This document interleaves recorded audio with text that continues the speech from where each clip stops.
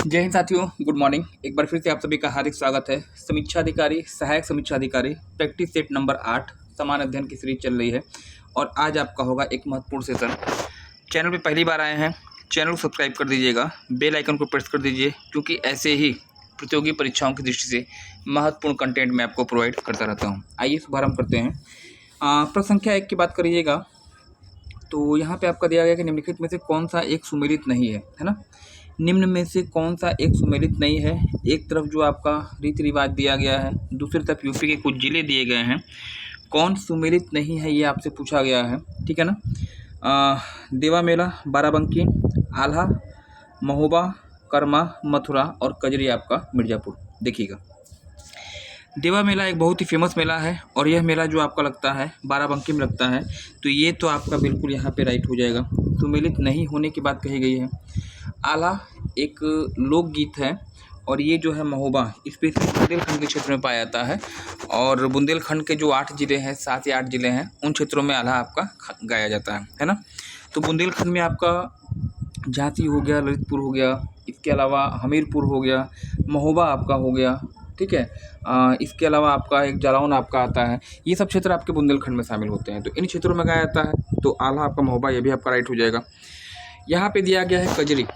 कजरी एक गायन शैली है, विधा है जो कि सावन के दिनों में गाई जाती है और स्पेशली अवध क्षेत्र और मिर्ज़ापुर में इसका विस्तार आपका पाया जाता है।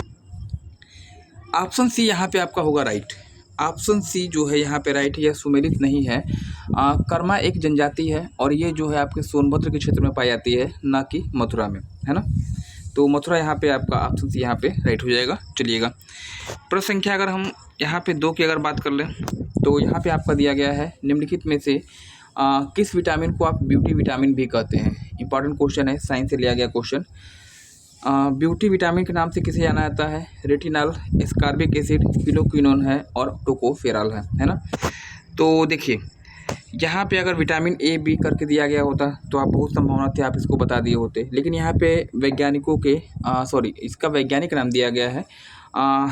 इस प्रश्न का जो सही उत्तर है ब्यूटी विटामिन किसे कहते हैं, ऑप्शन यहाँ पे हो जाएगा डी राइट, है ना। टोकोफेरॉल कहिएगा या टोकोफेरॉल या विटामिन ई। विटामिन ई को आप टोकोफेरॉल कहते हैं और यह विटामिन जो है ब्यूटी विटामिन के रूप में जाना जाता है। इसकी कमी से बांध्यता जैसी बीमारियां आपकी होती हैं, है ना। रेटिनॉल की अगर बात करिएगा, विटामिन ए का रासायनिक नाम क्या है? रेटिनॉल होता है और यह जो है आपका पाया जाता है कहाँ पर? तो हरे सब्जियों में इसका स्पेशली पालक जो आपकी इसमें यहाँ मिलती है ना। इसकी कमी से क्या होता है तो आप बताएंगे रतौंधी, अवरणता जैसी आपकी समस्याएं उत्पन्न होती हैं। एस्कॉर्बिक एसिड विटामिन सी होगा और ये खट्टे पदार्थों में ये मिलता है। देखिए, रेटिनॉल हमने बताया विटामिन ए का रासायनिक नाम है और हरे पदार्थों में पाया जाता है। हरे पदार्थ में मतलब हरे सब्जियों में पाया जाता है। कमी से क्या होता है तो आप बता दीजिएगा, वर्णता और रतौंधी जैसी बीमारी आपकी होती है। एस्कॉर्बिक एसिड की अगर बात कर लीजिए, एस्कॉर्बिक एसिड जो है सी का मतलब रासायनिक नाम है, खट्टे पदार्थ में मिलता है। नींबू हो गया, संतरा हो गया, चकोतरा हो गया, अनानास हो गया, यहाँ पे मिलेगा। फिलोक्विनोन की अगर बात करिएगा, विटामिन के है और यह जो है आपका मतलब ब्लड क्लॉटिंग के लिए ज़रूरी होता है। तो 3 विशेषता हमने बता दी। फिलहाल प्रश्न का उत्तर जो आपका यहाँ पे हो जाएगा ब्यूटी विटामिन किसे कहते हैं, टोकोफेरॉल आपको यहाँ पे राइट हो जाना चाहिए। आज के सेशन का अगला क्वेश्चन, प्रश्न संख्या 3 की बात करिएगा तो यहाँ पे आपका दिया गया है अंतर्राष्ट्रीय सौर ऊर्जा गठबंधन, है ना। इसी को शॉर्ट में आप कहते हैं क्या, तो ISA, है ना, इंटरनेशनल सोलर अलायंस इसका जो है शॉर्ट फॉर्म है। अंतर्राष्ट्रीय सौर ऊर्जा गठबंधन का मुख्यालय कहाँ पर स्थित है? ज्यूरिख दिया है, लियोन्स दिया है, न्यूयॉर्क दिया है और गुरुग्राम दिया है। इंपॉर्टेंट क्वेश्चन है, कमेंट सेक्शन में कमेंट करके मुझे बताइएगा कि अंतर्राष्ट्रीय सौर ऊर्जा गठबंधन का में कितने मेंबर हैं वर्तमान समय में। कमेंट सेक्शन में कमेंट करिएगा। फिलहाल इस प्रश्न का जो सही उत्तर आपका होगा, ISA का मुख्यालय कहाँ पे है तो गुरुग्राम, और गुरुग्राम आपका कहाँ पड़ता है तो इसकी लोकेशन हरियाणा में हो जाएगी, है ना। और एक चीज़ यह भी याद रखिएगा, भारत का बल्कि विश्व स्तर पे एकमात्र ऐसा संगठन जिसका मुख्यालय भारत में है आपका यही होगा। चलिए, प्रश्न संख्या 4 की बात करिएगा। यहाँ पे दिया गया कि कालगुरली और कुलगाड़ी नामक जो खान है स्वर्ण उत्पादन के लिए फेमस है, और यह खान किस देश में स्थित है, आपसे पूछा गया है ना। कालगुरली और कुलगाड़ी नामक स्वर्ण उत्पादन की खानें हैं, किस देश में स्थित हैं, जर्मनी, ब्राज़ील, भारत या फिर ऑस्ट्रेलिया। देखिएगा, वर्ल्ड ज्योग्राफी का एक प्रचलित क्वेश्चन है, चलता हुआ क्वेश्चन है, लगभग हर एग्जाम में आपको मिल जाता है, और ये जो है आपका ऑप्शन डी हो जाएगा। पश्चिमी ऑस्ट्रेलिया में इसकी लोकेशन पाई जाती है, इसको ध्यान रखना होगा। भारत में अगर पूछ दे स्वर्ण उत्पादन के लिए कौन सी खान फेमस है, ये भी फेमस क्वेश्चन है। कोलार की खान और कहाँ पड़ती है, तो ये आपका कर्नाटक में इसकी लोकेशन होगी। प्रश्न संख्या 5 की बात करिएगा, निम्नलिखित में से कौन सम्मिलित नहीं है। निम्न में से कौन सम्मिलित नहीं है, नागार्जुन सागर बांध, गांधी सागर बांध, रणजीत सागर बांध और बागल-हारी परियोजना। एक तरफ बांध दिया गया है और दूसरी तरफ नदी दी गई है, पूछा गया है कौन सम्मिलित नहीं है। नागार्जुन सागर बांध आपका कृष्णा नदी पे है, बिल्कुल सम्मिलित है। गांधी सागर बांध चंबल नदी पे है, ये भी आपका सम्मिलित है, एमपी में है। नागार्जुन सागर आंध्र प्रदेश में कृष्णा पे है, और गांधी सागर बांध आपका जो है चंबल नदी पे मध्य प्रदेश में है। बागल-हारी परियोजना जम्मू कश्मीर में है, चिनाब नदी पे। सबसे लास्ट में आइएगा, देखिए सी इसका जो है उत्तर सही होगा। रणजीत सागर बांध कहिए या इसी को आप थीन बांध कहते हैं, और यह जो है नर्मदा नदी पर स्थित है। कहाँ पे है, तो आप बताइएगा इसकी लोकेशन। नर्मदा पे नहीं है, सॉरी, ये बांध जो आपका है रावी नदी पे है। र से रणजीत सागर याद रखिएगा और र से रावी नदी याद रखिएगा। पंजाब में इसकी लोकेशन है, और यही आपका क्या है, सम्मिलित नहीं है ना। चलिए, आज के सेशन का अगला क्वेश्चन दिया गया है कि तृतीय बौद्ध संगीति का आयोजन किस स्थान पर किया गया। तृतीय बौद्ध संगीति का आयोजन किस स्थान पे किया गया था। वैशाली दिया है, राजगृह दिया है, पाटलिपुत्र दिया है और कश्मीर दिया है। तृतीय बौद्ध संगीति का आयोजन कहाँ पे हुआ है, तो इस प्रश्न का जो सही उत्तर आपका होगा ऑप्शन सी। तीसरी बौद्ध संगीति कहाँ पे होती है, पाटलिपुत्र में, है ना। अच्छा, वैशाली की बात करिए। वैशाली में दूसरी बौद्ध संगीति का आयोजन होता है, किसके शासनकाल में, कालाशोक के शासनकाल में, और साओ कमीर इसके अध्यक्ष थे। राजगृह सप्तपर्णी गुफा में पहली बौद्ध संगीति का आयोजन किया जाता है, अध्यक्ष इसके महाकश्यप थे और शासनकाल अजातशत्रु का था। पाटलिपुत्र में तीसरी बौद्ध संगीति का आयोजन होता है, अध्यक्ष कौन थे, मोगलीपुत्र तीसरे, और शासन कौन था, शासन किसका था, तो आप बताएंगे अशोक का। सबसे लास्ट में कश्मीर की बात आती है। चौथी बौद्ध संगीति जो है आपकी कश्मीर में होती है, कुंडल वन में, कनिष्क के शासनकाल में, और अध्यक्ष कौन थे, तो वसुमित्र इसके अध्यक्ष थे। 4 बौद्ध संगीतियाँ, चारों इंपॉर्टेंट है, आपको ध्यान देना होगा। 7वां क्वेश्चन, प्रश्न संख्या 7 की बात करिएगा, तो यहाँ पे आपका दिया गया कि निम्नलिखित में से किस स्थान पर नाभिकीय ऊर्जा संयंत्र स्थित है। किस स्थान पर नाभिकीय ऊर्जा संयंत्र स्थित है, ओबरा, पनकी, नरौरा या फिर हरदुआ गंज, है ना। यूपी के चारों स्थान हैं। अगर पूछे कि ओबरा कहाँ पड़ता है, तो ओबरा की लोकेशन सोनभद्र में। पनकी कहाँ पे है, कानपुर।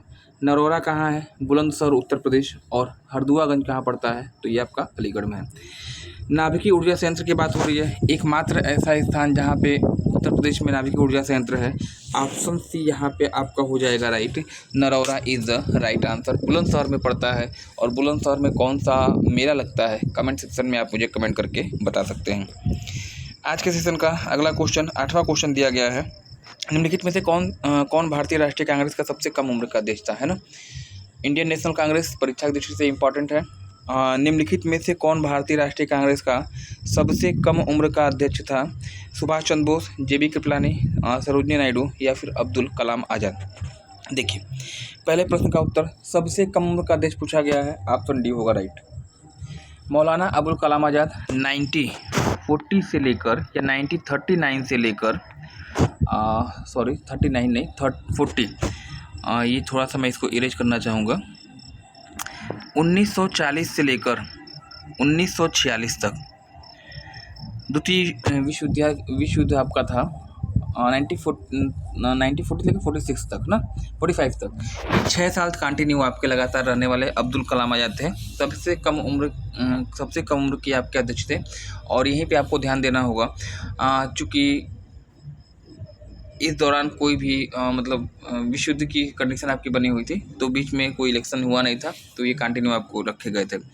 सुभाष चंद्र बोस की अगर बात करिएगा, सुभाष चंद्र बोस जो आपके हैं, तो ये आपके लिए इंपॉर्टेंट होंगे। 1938 में हरिपुरा अधिवेशन आपका होता है, उसकी अध्यक्षता इन्होंने की थी। और 1939 में त्रिपुरा अधिवेशन होता है, संकट उत्पन्न होता है, इन्होंने अपना त्यागपत्र दे दिया था, है ना। जेबी कृपलानी की अगर बात कर लीजिएगा 1946 में आपका मेरठ अधिवेशन होता है। स्वतंत्रता के समय ही आपके अध्यक्ष थे। सरोजिनी नायडू भारतीय राष्ट्रीय कांग्रेस की पहली भारतीय महिला अध्यक्ष 1925 में कानपुर अधिवेशन की उन्होंने अध्यक्षता की थी। ठीक है ना। प्रश्न संख्या 9 की बात कर लीजिएगा। दिया गया कि निम्नलिखित में से किस नदी को आप लवण नदी के नाम से भी जानते हैं? किस नदी को लवण नदी भी कहते हैं? यमुना, नर्मदा, चंबल या फिर लूनी? तो लवण नदी, ल से लूनी याद रखिएगा, ल से याद रखिएगा।